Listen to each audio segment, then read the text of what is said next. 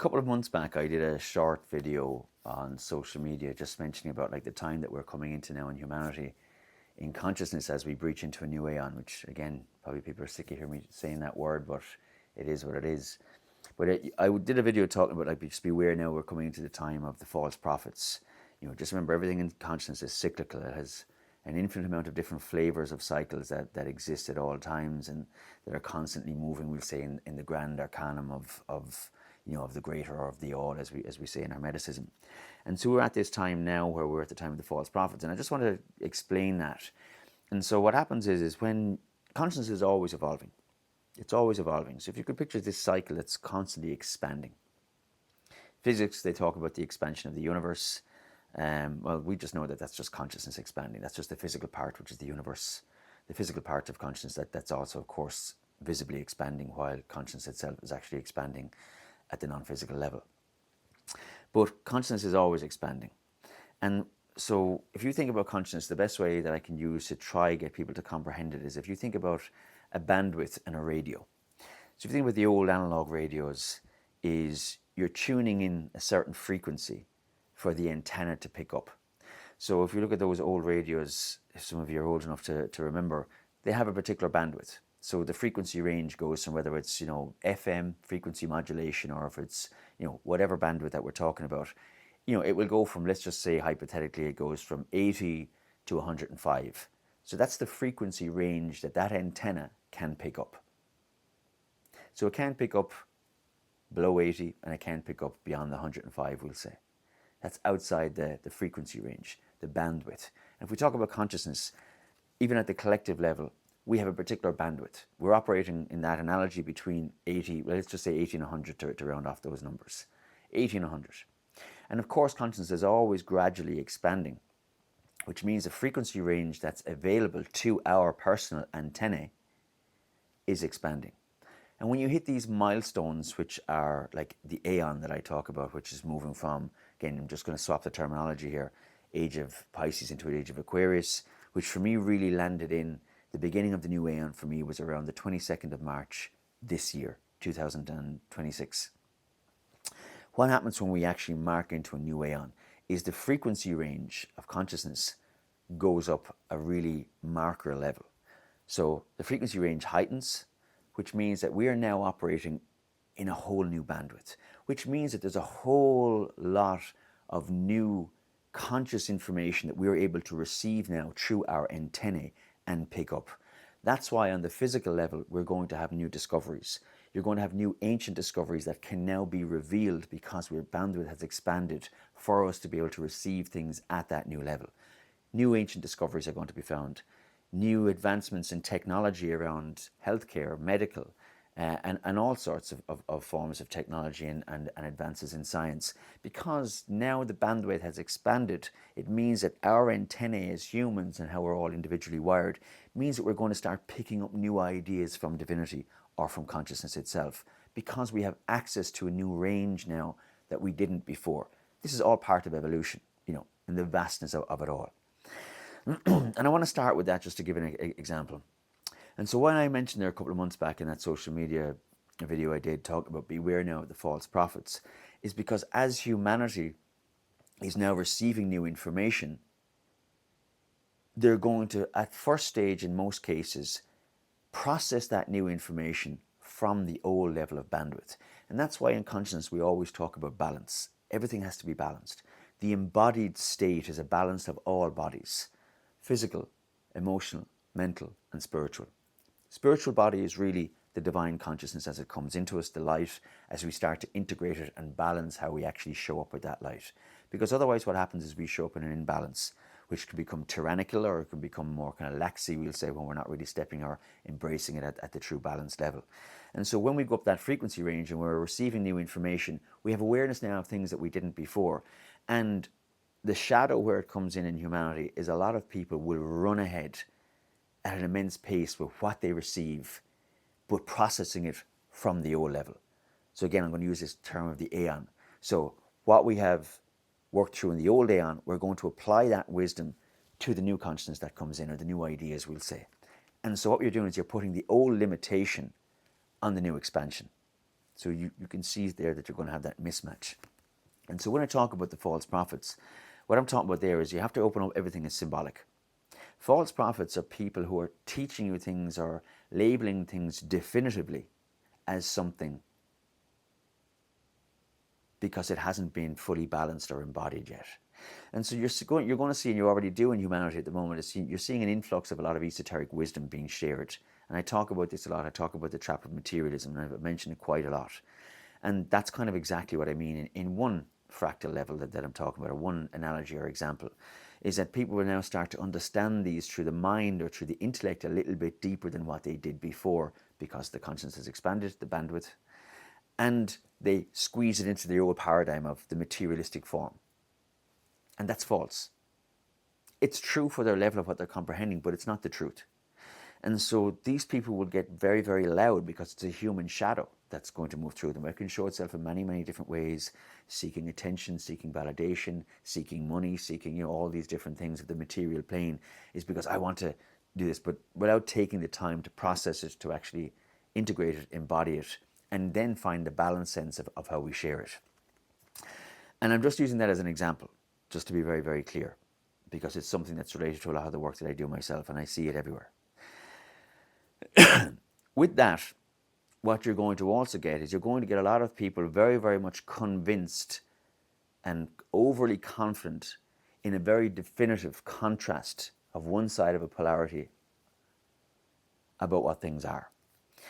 And I've seen this kind of quite a lot lately, and I want to really try to address this as much as what I can in a short video of something that's so infinite, just for something for people to be aware of. In particular, systems to do with expanding consciousness, mystical traditions, mystical systems, esoteric wisdom, occult wisdom. What you're going to get is, as the bandwidth expands, we're now becoming much aware at the new bandwidth of a new level of shadow that exists in our system. Works at all fractal levels. So it means the bandwidth now allows us for a new level of unconscious to move up into our conscious reality. And of course, when that moves up, we don't have an awareness of what it is.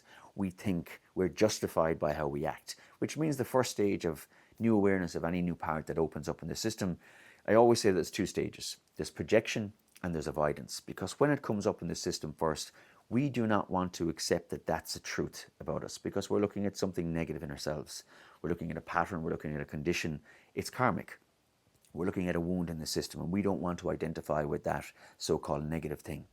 So what we do is we blame the other party. We blame outside of us. That's projection.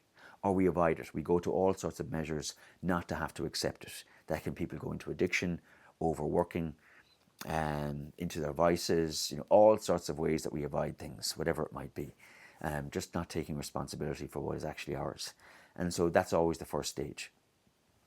And so everything kind of combined together when we have this milestone marker that I've just mentioned is breaching into an aeon, which will go on for quite a long period of time, because an aeon is quite a vast period of time. So the breaching into it takes quite a length of time before we start to stabilize. And with that whole conglomeration of things that happen, as I've just kind of mentioned there, what happens is you're going to get a lot of people now at the intellectual level, which is material level. Just because it's the mind, it's still material. It's the mind operating on the surface of materialism. You're going to get a lot of people, which you do see already, is labeling things by their shadow, which means it's a projection of their own shadow externally out into the world, which means that their shadow is curtailing their perception of reality. It's a form of possession, but most people don't understand what possession is. Possession is when the shadow overtakes the personality. The unconscious is now leading the consciousness, which means that when the shadow comes to the surface, it curtails how I perceive reality. I don't mean possession at the extreme level, because that's just an extreme level.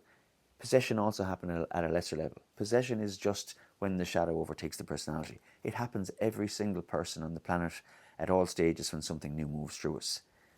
Remove your ideas of your conditioning of what you perceive words to be. They're conditioned in you in a certain way. The words have many, many expressions of meaning, from both micro to macro. So what happens is when this shadow comes through the system, which most people are not even aware of it, because that's why it's called unconscious. We're not consciously aware that it is shadow just yet. As it moves through the system, it means that it will project outwards, which means that people will start to see things which I call symbols, which is all physical reality in my world and everybody else's world as well, if you're attuned to it. But everything is a symbol, which means that they'll start seeing everything in their reality that comes to them, and they'll start seeing it as negative. Some cases, on the opposite side of the polarity, people will see it as positive things that maybe should be more in the center. The point I want to get to is nothing is positive or negative. Balance means that it's just an acceptance of what things are, because everything has a purpose. Negative things have a positive purpose. Positive things can have a negative purpose. And the whole goal, if we go into the language of Hermeticism, is to reconcile the paradox, which is nothing is good or bad, everything just is. Everything is just is. It's something that I can learn from, or I can take information from. And what you're seeing a lot, and I've seen some videos in particular talking about Kabbalah, of people who quite honestly have no idea what it is, because they're coming at it from an intellectualized approach. These are systems of consciousness. They are not intellectualized systems. If you think that something is an evil system or a bad system, that is your shadow that is now dictating what you think something to be. None of these systems, if you could have a fractional understanding of them or of consciousness itself, you would know that that's actually impossible. Because negative and positive exists in every fractal of consciousness. Your work is to find the center of it. And so if you label anything to be completely negative, it means that there's work that you have to do. And it also means, in particular with these systems, that you really don't understand them. And it's quite obvious that if you're projecting something outside of you to be negative, it means that you haven't gone into it, because you're standing over here labeling that thing negative over there. These are systems of consciousness. You have to have merge, you have to have union, which means you obviously haven't merged with it yet, because you're standing over here projecting on, there's a separation between you and the thing. If that's evil or bad over there, that means you are not in union with it, because you are separate from it. And even just, and I'm talking about this in all systems, it's like people label symbols in the world. Freemasons are evil, and they're this and that. It's like, they're not. There's humans involved in Freemasonry. There's humans involved in the police force. There's humans involved as teachers, as every profession on the planet. As of course there is, because we're human. Humans have shadow. We all have shadow.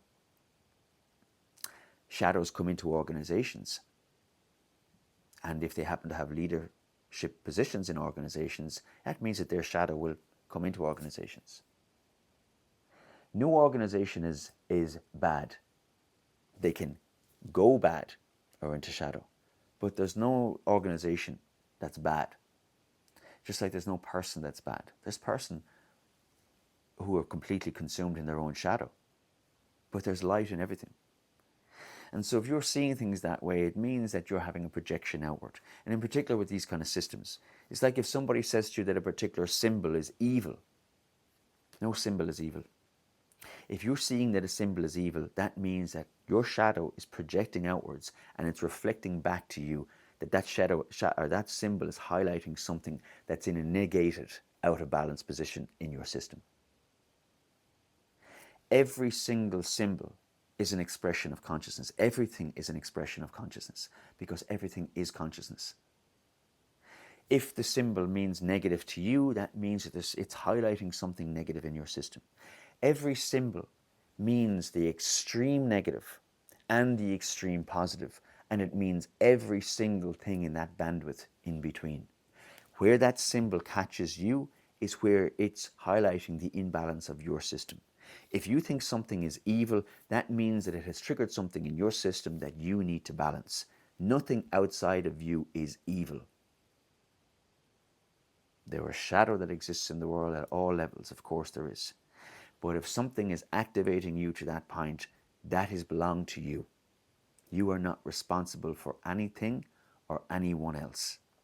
Not, firstly, until you have learned to overcome that level of your own shadow. Until your light becomes more powerful than the shadow that activates you, you are not powerful enough to engage that shadow.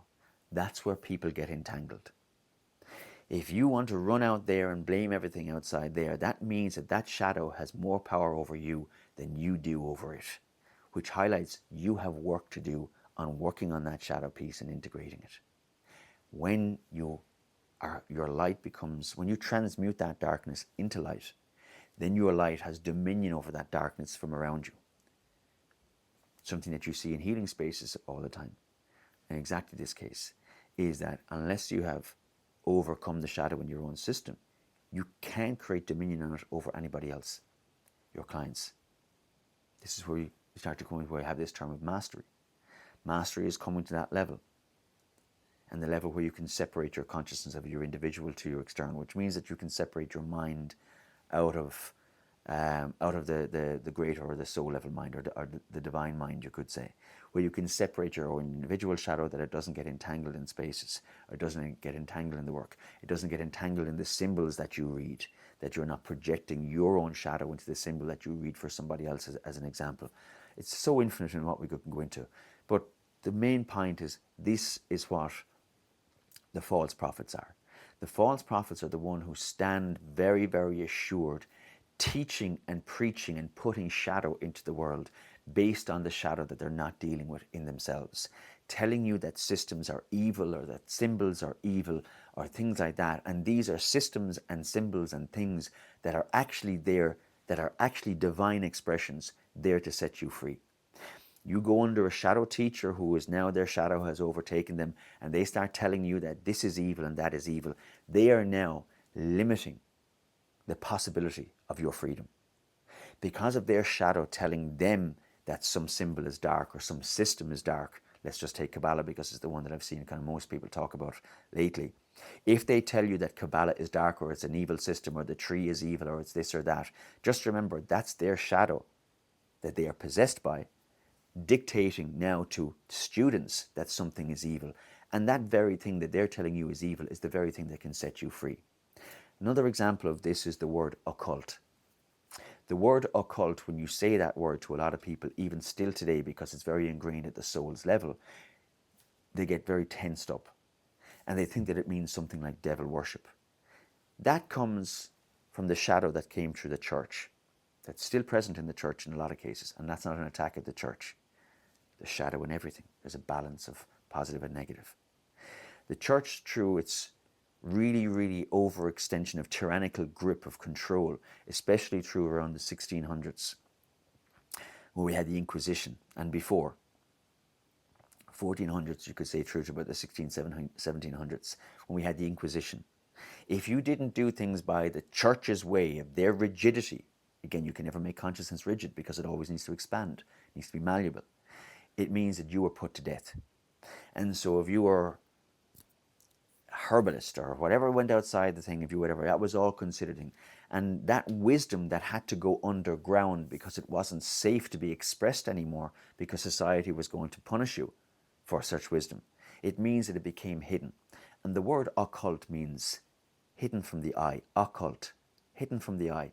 It's Latin. If you break it down, that's what it means. And it means it's hidden from the eye because it wasn't safe to be shown in public, because there was hundreds of years of oppression around such wisdom. And because of the oppression being done by such an organization that's supposed to be sacred, are pure. But of course there's shadow and light in everything. It means that people have been conditioned at their soul degree in past incarnations and ancestral degrees to think that such wisdom, which then this is where we get impressions, astral forms attached to words, because mental forms are also attached to the words, which means that they get very, very negated. So certain words have certain connotations that are attached to them, certain emotional attachments to them, certain mental attachments to them. And that's why, is because the wisdom, the word is associated with a particular expression of consciousness, or in this case, wisdom, which is consciousness, and in a very, very negative way, that it's not safe. So what happens then, it still exists in our society today with its negative connotation attached to it, that it's devil worship or it's something. It's not. It's wisdom that wasn't safe to be shared at a time where you were going to be punished for actually working that wisdom. Occult wisdom is esoteric wisdom. It's wisdom that you won't get in the mainstream. And it's the very wisdom that sets you free. Nothing is dark, just like nothing is contrasted in dark and light. Everything is really light depending on how you use it. I mean, the will of the magician or the will of the person, every person is a magician. That's what makes you dark or light. You can take any sacred wisdom and you can use it to manipulate people. You're dark, not the information. You can take that same wisdom and you can heal people and set them free. That's light. There's energy or consciousness is pure. Light is pure, but you can wield it in darkness, just like you can wield it in light. Nothing is dark. Nothing is evil. Evil, or what is considered evil or dark, is untransmuted shadow. It's karmic. It's in shadow because it's karmic. It means that it was used at some stage in a negated form, in shadow form, and it comes back in its karmic state now to be transmuted into light. Darkness is just light that has to be transmuted again. And just as an example again with these systems that I talk about, and again I'm going to stick with Kabbalah just briefly. If you truly understand this system, on the left and the right column, just as an example, well, this left column is a feminine column, but all its qualities are masculine. This right column is a masculine column, and all its qualities are feminine. Because absolutely everything in consciousness has to create balance. Masculine and feminine. There's feminine on the masculine side. There's masculine on the feminine side. It has to be to make balance. If you are finding something that is dark to you, that's a darkness in you that has to be transmuted or brought back into balance, into light. Be very, very careful of false prophets out there. People who are telling you things are dark or evil. In any way, it means that they are limiting the expression, the conscious expression that's coming from that thing. So they're putting a control on it, creating more fear in your system. The systems that are actually systems that are just created of ways of understanding things that are so infinite that the human mind couldn't focus on it. It would get lost in the void of the infinity. So we have systems that are in all different cultures of ways of understanding consciousness because we couldn't comprehend all of this in one go. We need to subset it. And every subset is broken into an infinite amount of more of subsets. It's so that we can actually understand the experiences that we have as us, as finite beings, start to expand our consciousness and actually merge into something of divinity, which is infinite. We have to have something that can hold us as we actually go into infinity. That's what these systems are. They're systems. If you want to wield them in darkness, that's your choice, but your own karma will look after that. But if you want to label them as dark to other people, it means that you're limiting the freedom that other people can actually attain through them. And just very, very briefly, this is the exact, just if we talk about Kabbalah, Kabbalah is the system that Yeshua was initiated through. Kabbalah is the system that Yeshua used as a framework to heal people. It's the Essene tradition. It's the same tradition that Moses used. It's the same tradition that Enoch used. And again, as you go back further in time and you start to read those texts, just remember, the further back in time that you go, the less complex language was. So the more abstract that the language is, because the more symbolic that it really, really is. When people talk about the Book of Enoch, I'm jumping into a lot of massive, massive topics here, but I'm not going into any of them. But just as a framework, people talk about that Book of Enoch and they talk about the vision of Enoch and the experience. You know, again, the human shadow looks for sensationalism. Because people don't want to really knuckle down and do the work to expand their own consciousness. You know, but you'll realize that when you have the experience, all those things make perfect sense. It's the exact same system that he's talking about going up and meeting with God. The chariot of fire in the Essene tradition. The angel of the spinning with the eyes. This is just his symbolic way of expressing when he was going through his journey of initiation up to be able to get divinity and carry it back down. The exact same tradition. The language was much more primitive because of the time period that we're in. Then you come into Moses' language. He's talking about the exact same thing. in his initiation. Different language. Then you talk about Yeshua. Again, more modern time again, different language. We come into today's world, we have more complex language again to be more descriptive about what we talk about. We can get more complex. So these very systems that people are telling you are evil are the systems that the people who you revere the most in purity and sacredness and divinity are the very same systems that they were initiated in and that they use. So my only purpose of this video is just to give a warning of the false prophets. Yes, there is negative and there is positive to everything. But your work is to create balance in accepting everything. And you accept things when you start to transmute things. When you start to embrace your own shadow rather than out of protection, try and make everybody aware of the piece that you don't want to face within yourself. Perfect example is fire. If I put my hand in fire and I get burned, well, that's a negative experience. But it's not negative. It's positive because it teaches me not to do that again. That's the reconciliation of the paradox. In the laws of Hermeticism, the law of polarity states, everything is dual, everything has polarity. But the journey of working that law in unison with all other laws, of course, which is how consciousness operates, is to reconcile the paradox, to not just make it negative, not just to make it positive, but to accept all states. And that's exactly that. Is yes, the fire burned me, bad thing. But let's make it a good thing. Now I know not to put my hand in fire again. So now I have made the negative a positive. I've balanced them. I've reconciled them. Fire I can cook food in. Raw food, I can cook it. I can change the molecular structure of that physical thing. Beautiful. But I can completely overcook it and make it crisp into carbon and decay, which is no good. So where do you want in that? You want the center. The reconcile of the paradox. Yes, it can be extremely negative, and yes, it can be extremely positive.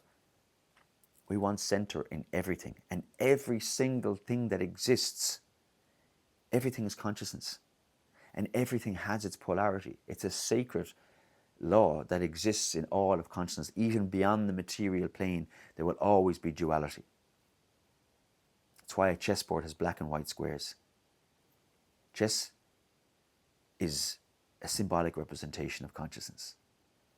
We're facing shadow and light constantly, looking to balance them, looking to gain mastery over the board, the game that we play. The opportunity of evolution is the game that we play. Everything exists in darkness and in light. The journey is to transmute the darkness into light, where we become centered, where we become balanced. Not saying that we agree with dark things or people willing darkness in the world, but you understand where it comes from. It comes from wounds. And that's what these systems teach you when you go as a framing to navigate consciousness in your own journey. People talk about demons. Demons are just manifestations of your own shadow, shadows that have existed in humanity. When you embrace the darkness of your own system and you reach those demons at each level, they're just representations. Well, then they're no longer dark to you, because your light has become more powerful than their darkness and can stand over them. This is what Solomon spoke about when he builds the temple. When he talks about getting the demons to build the temple, it's because he had gone through the work in his own system, his own temple as he creates it. And as you go through incrementally the journey and you face each shadow as it comes, we don't choose. We don't invoke what we're not ready for. We let consciousness in the cycles bring us, because we're not in charge. Divinity is always in charge. It brings us what shadow piece is ready to be worked at any given time, and then we work on that piece. And when we get more powerful in it, our light becomes more powerful than that shadow, then we face that shadow in the external world, where we no longer hide from things that overwhelmed us, because we can embrace them now. We can face them now. My light is now more powerful than that level of darkness. So that demon is now subdued to my will. These are just expressions symbolically of what we talk about things that are non-physical. It doesn't mean that we invoke demons and we work in darkness. The whole misconception of consciousness is the problem. It means that my light is now more powerful, that that darkness can't control me anymore, because I don't have fear of it anymore. And then I can actually move that darkness in other people because I have mastered it within myself. And then the next cycle, and the next cycle, and the next cycle. But if you're labeling things as darkness, that's your work that you need to do on yourself. That's your shadow that is manifesting through you, that you are projecting out into the world on everybody else through your lack of mastery. And that's the work that I do, that many people do in varying degrees, is in the mastery we have gained over ourselves, we give it back to other people. I have already stood over and created dominion over that level of shadow, so I can do it for you. I can guide you through it. And that's why the journey of evolution is a journey of experience. Is because without experience, you haven't earned the position. You haven't created dominion over that darkness. You haven't transmuted that darkness into light, where you've turned that negative into a positive. That's what the work is. These are just different symbolic expressions that you're going to find in varying cultures and things that most likely have created panic and fear in your system. But this is what they mean. If you're afraid of something, it has power over you. That means that darkness has not been transmuted yet. So just a little bit to be mindful of. This can't do any harm to you, just like any symbol can't. But it's a symbol. It means it expresses consciousness of it that has been charged in aeons by any person who has ever used it. And some people have used it for darkness, absolutely. The system is not dark. The person who wields it can be wielding it through darkness, just like the person wielding it can be wielding it through light. But if you're afraid of the system, that's your shadow. It's not the system. The system is divinity. It's consciousness itself. It's like trying to label God as a dark deity. It's like trying to label your own life as being dark, the opportunity of being given life. It's divine, it's pure. It's what you do with it. You are the magician who wields through cause and effect what you do in your life. You can choose to go out there and be a horrendous person because you're afraid of things. But that's what you put into the world. You can choose to go out there and help people and be supportive to people. That's your choice. Consciousness or energy in its purest form is pure. The human system is what dictates what side of the polarity we put it on, or if we sit at center. And there's times we do wield it on different sides of the polarity. There's times where I wield, when I work with a client as an example, and I will get aggressive when their shadow comes through, and I let them know that, because I have to be more powerful than that shadow, because I am. My light is more powerful than that darkness, and so I will battle it. There's times where it wheels into more on the positive side of it, which can become softer, it can be more feminine, it can be more masculine, depending on how it needs at any given moment. But wielding it from the center is a different story. It means that it's not controlling me, because I'm the one wielding it. And it's not even me, it's my will aligns with the will of divinity, of where it needs to be. We need to push a bit here. Okay, let's push it. But I'm not afraid to push it, because I have it balanced in this level. Just like I will never approach somebody in a level that's not balanced in my own system, because that means I can't wield it in balance. It means that it will wield me. So there's nothing wrong, there's nothing evil, there's nothing dark. Do not be told that something is dark. That means somebody's shadow now is going to overshadow you. Think about shadow of somebody projecting it outward as like a net. They can throw the net of their own darkness over you, and that can put more layers of imprisonment around you. So the false prophets, be very, very careful. Be very, very careful where you receive your information. Be very, very careful of the spaces that you go into, because all of humanity is going through this up level right now. And until they learn how to balance and level out the new level of consciousness that they're coming into, there's a good possibility that how they wield it will be through the shadow, through the false. I'm not saying it's intentional, I'm just saying without knowing that. But it's everybody's own due diligence to be mindful of where you go, where you seat yourself, what spaces you go into, where you take your wisdom from. Because wisdom is empowering, but it can imprison you.